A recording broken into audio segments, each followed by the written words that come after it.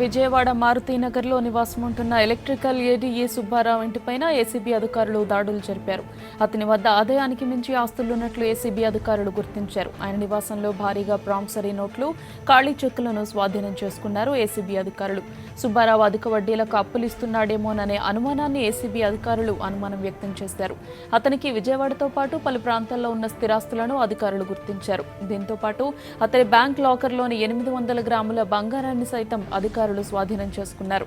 15 నుండి 20 కోట్ల రూపాయల వరకు సుబ్బారావుకు ఆస్తులుండి ఉండొచ్చని అధికారులు అంచనా వేస్తున్నారు. అయితే తన వద్ద అన్నింటికీ లెక్కలున్నాయని, తాను పన్నులు సైతం కడుతున్నానని అంటున్నాడు సుబ్బారావు.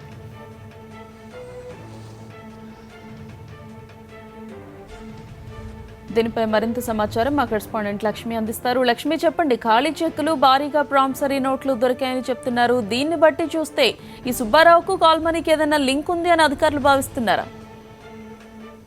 గౌతమి, ఏసీబీ అధికారులు మెయిన్ గా కాల్ మనీ ఆరోపణలు ఇతని పైన ఎలక్ట్రికల్ ఏడీ పనిచేస్తున్నటువంటి ఏఆర్ సుబ్బారావు మీద కాల్ మనీ ఆరోపణలు వచ్చాయి. ఈ నేపథ్యంలోనే విజయవాడ మారుతి నగర్ లో ఉన్నటువంటి ఆయన నివాసం పైన ఈ రోజు ఉదయం నుంచి కూడా ఏసీబీ అధికారులు దాడులు జరుపుతున్నారు.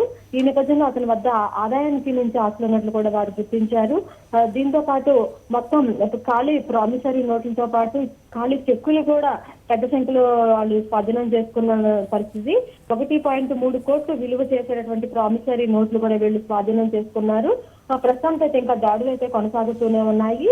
దీంతో పాటు మారుతి నగర్ లో 3 అంతస్తుల భవనంతో పాటు విజయవాడతో పాటు పలు ప్రాంతాల్లో ఇతనికి స్థిరాస్తులు ఉన్నట్లు కూడా ఏసీబీ అధికారులు గుర్తించారు. ఇప్పటికే అతని బ్యాంక్ లాకర్ లో ఉన్నటువంటి 800 గ్రాముల బంగారాన్ని సైతం స్వాధీనం చేసుకున్నారు. దాదాపు 20 కోట్లకు పైగానే ఇతనికి ఆస్తులు ఉన్నట్లు కూడా ఏసీబీ అధికారులు అనుమానం వ్యక్తం చేస్తున్నారు. అయితే మొత్తానికి చూసినట్టయితే అతను మాత్రం తన వద్ద అన్ని లెక్కలు ఉన్నాయని, తను అన్నిటికీ ట్యాక్సులు కడుతున్నానని చెప్పి చెప్తున్నాడు. అయితే ఇతను భారీ మొత్తంలో పెద్ద అధిక సంఖ్యలో వడ్డీలకు తిప్పుతున్న పరిస్థితి కూడా ఇక్కడ ఏసీబీ అధికారులు గుర్తించారు. ఈ నేపథ్యంలోనే ఇతని ఇంటిపై కూడా దాడులు చేసిన పరిస్థితి.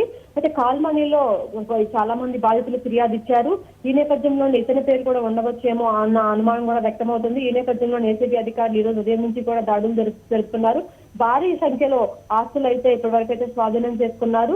ఇంకా దాడులు అయితే కొనసాగుతూనే ఉన్న పరిస్థితి ఇక్కడ. Gautami, thank you Lakshmi.